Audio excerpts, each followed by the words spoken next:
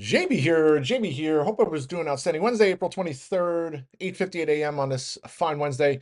Talk quick about the market. Some names I'm looking at go from there. S&P futures are soaring this morning. S&P 2.66% to the upside so far. SPY is over 540. It's 541. And wow, what a difference 36 hours makes, right? Monday afternoon about 158. Market looked like we were going to tumble. SPY was under 509. And you would think that it would just accelerate to the downside. Thankfully, markets found some support, and then it's been gap and go yesterday, despite comments. So you had Treasury Secretary Besson, however you pronounce his name, with some comments around China saying that this situation is unsustainable. Um, so kind of alleviated some concern that hey, this tariff situation was going to remain for a while. But then at 1 o'clock, he comes back and says that the negotiation will be a slog, and that right now the situation almost like an embargo, which means zero coming in and out. So either way, markets found support at 2 o'clock, bounced into the end of the day, and then after the close, you have POTUS come out with more comments. And it's Friday he says Powell needs to be fired, and then yesterday he says, "Oh, that was not my intention whatsoever." So just I mean, how can the markets not react to comments on both sides? It's like, wait a second. But not only that, he came out with some less than I guess weaker. No, I wouldn't say weaker, but talked about China and say he's not going to play hardball. Said tariffs are going to come down substantially. So all just dovish commentary for the market. And sometimes with these comments, we've seen them reverse overnight. But this morning we're right at highs right now as I speak right now. So we'll see if things hold up here. I put on a watch list. I think probably we're going to have a choppable range into the end of the week, pending any crazy updates. And you have to think the first major trade deal. And again, I was talking about yesterday, they're going to be MOUs, right? Memorandums of understandings. This one will be with India. And then we'll see, probably be Japan. And then there's got to be inklings of US and China in the next couple of days or a week or so. Otherwise, yeah, I wouldn't say we head right back to 481 on a SPY, but markets will find pressure again. It's going to happen. So hopefully that we don't get that scenario. The fact that he came out said his intention not to fire Fed Chair Powell, I think that averts disaster, the worst case scenario. I think that's some of the reason the market is rallying here, and it's almost like markets probably would have been doing this Monday and Tuesday if he didn't come out with those comments on Monday. So um, anyway, needless to say, hopefully we find some support. We don't things don't escalate. Find a nice tradable range and some nice plays here.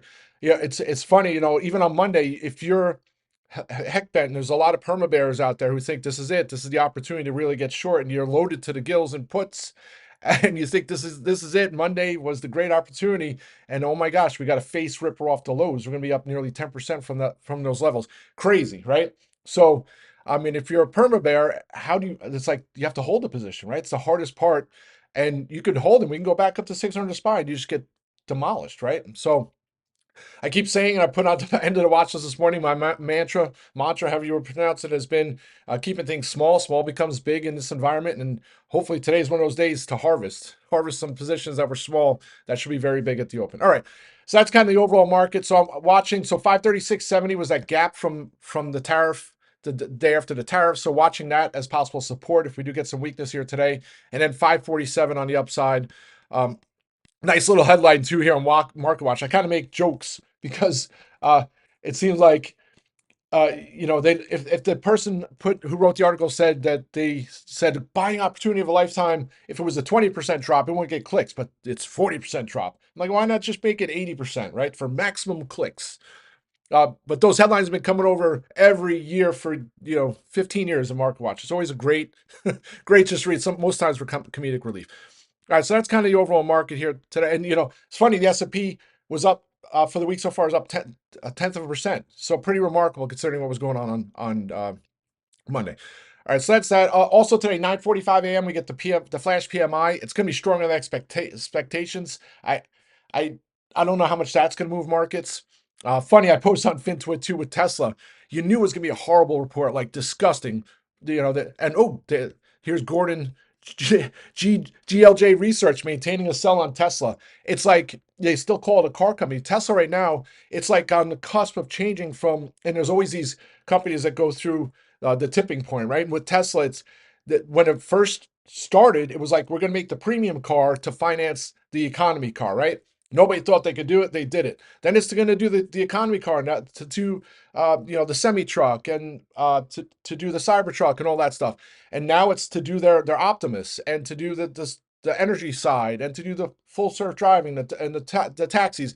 So it's like all these stages of growth. So they're in the cusp of a different stage of growth, and the bears still look at a Tesla like it's a car company. And if you do, the numbers are horrible, right?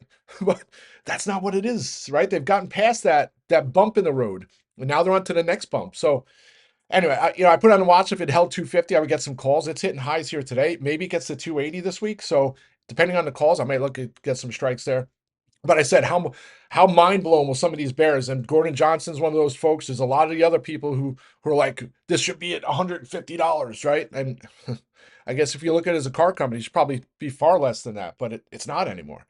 In my opinion, has been for a long time. All right, so that's Tesla. All right, so now individual names. Reddit, just crazy stuff. When I got the calls on Monday, it was like $91. Here it is, 109 in the pre-market. I would not be surprised to see this trade to 115 before or into Google earnings. And not only that, the Google earnings will help keep the premiums well bid on the calls. So I mean, my calls, the rest, I sold some of them out for over 100%. And then close to 300% yesterday, and I held some into today. I was saying on the rant yesterday afternoon, Reddit could be 95 tomorrow, today, or 110. And thankfully, we got the better of the two outcomes. So I'll definitely close more out at the open, and then I'm just going to hold the rest, because small can become big in this environment. If it gets to 115, you're talking 2,000% on the rest of the calls. But some I'm going to sell to open are going to be up over 1,000%. I would assume they're going to be $5 plus. So that's the hope. I'm going to put a limit at $5 at the open. Well, I don't want to test it because I don't want to get filled low, but I think that's what it's going to be. So that's the plan there on Reddit. I mean, look at the 200-day moving average, 115.21. I mean, it's a name that sold off. I think you take a look back at the start of March, it was $170. I'm not saying that's where it goes, but different environment, right? Especially if ad spend comes down, but I don't think that's going to be the case, right? Then brings me to Restoration Hardware. So best when the Secretary of Treasury is coming out with those comments on China. I mean, here's a name that's been completely destroyed. You have a CEO, and I keep saying that at some point he's going to come out with some buyback news or something to that effect to squeeze the shorts. He might not need to. He might not need to do that. But again, crazy, similar to Reddit. I would not be surprised to see this trade north of 210 before the end of the week. So I'll close some of my strikes out. Those I said 250. The stock's at 188 here. They're probably gonna be like $4 or $5 at the open. So I'll probably close them out for $5, hold the rest. Maybe use a limit to close more if it has weakness down to 180. But another name I think could just get some momentum, especially if the market holds its gains here today. So that's Restoration Hardware. It's gonna be another monster for that one. And then First Solar, what a trade yesterday. I was kind of a little disappointed. I didn't get some calls on Monday when I was talking about on a rant when it was 120. Somehow was able to get some yesterday at the open. I was actually looking at the 150s, which are 40 cents. Those were probably the better multi-bag opportunity, but the 145s paid off. I was able to close some out within 10 minutes for like 100%, close some more out for 400%. I held the rest into today. 141 and change. 137 is the 50-day moving average. 141 was yesterday's highs. 141.50, 46. Gets over that. I think it heads over 145 plus this week. Also, they report earnings next week, so I would love to get more strikes, but I'll probably just be happy with the profits this week and last week on the strikes. It's funny. Citron Research comes out and he's long game First Solar. It's like he's followed me in so many trades. I don't know if that's just coincidence. I don't know. He won. I don't know. It was like 8 years ago, 10 years ago. He actually signed up on the mailing list, but that was stories, rants for other days. All right, that's First Solar.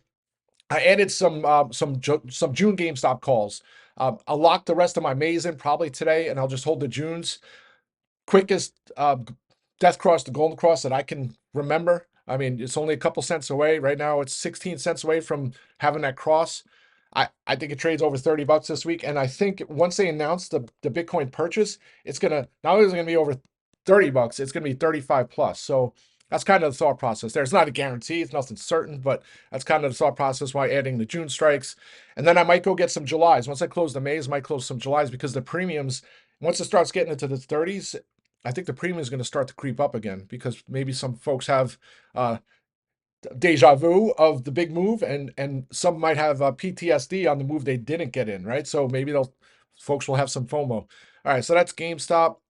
Other names, my Wayfair, which, I was looking at Restoration Hardware or Wayfair yesterday. I went with RH, and Wayfair's over $30 here in the pre-market. Uh, Spreads are tough on Wayfair, and every time I've looked at it over the last week or so, outside my calls, it's been tough to find an entry. So I don't know if I'll chase it here at the open. I hate to chase, but maybe if it holds $30 and it's not over 31 and it holds that for a little while, I'll look to get some 35 or so calls to play for that move. That one's been oversold, and once a Vietnam news deal is done with the U.S. and Vietnam, and the tariff situation, I think that one just booms.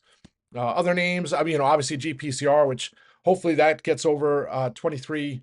What was the high? No, it was 24.19 was the highs from Monday. I think once that breaks, actually no, that was last Thursday.